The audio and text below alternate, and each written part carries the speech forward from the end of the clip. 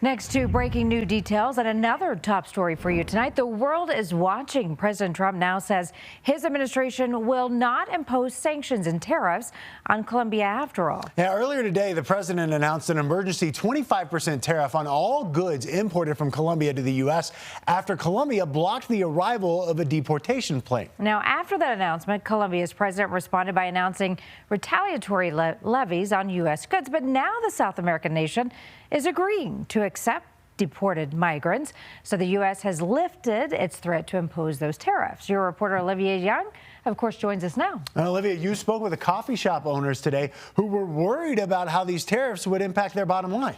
Yeah, I did, Michael. And the cost of those tariffs would have been paid by the companies that import goods from Colombia and likely trickled down to consumers. One of Colombia's top exports to the U.S. is coffee, which is already getting more expensive. And the impact of these tariffs could have caused those prices to soar. So this is a crisis averted for coffee drinkers and roasters.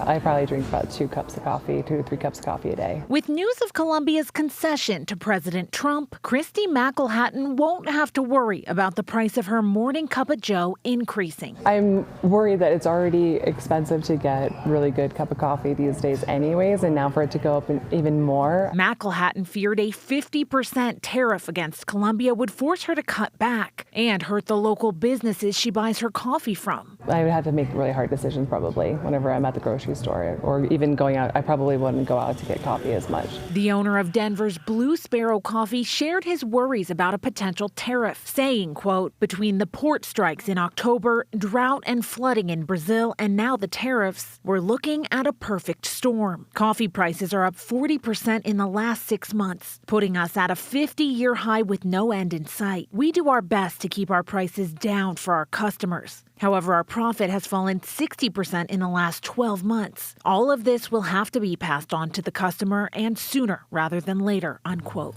While a coffee crisis may be averted, worry over high prices lingers, as other tariffs could be brewing under this administration. Well, the grocery bill is just always going up and up, but I don't know if the quality of what you're getting is going up and up. I think that you're not necessarily going to be getting what you're paying for.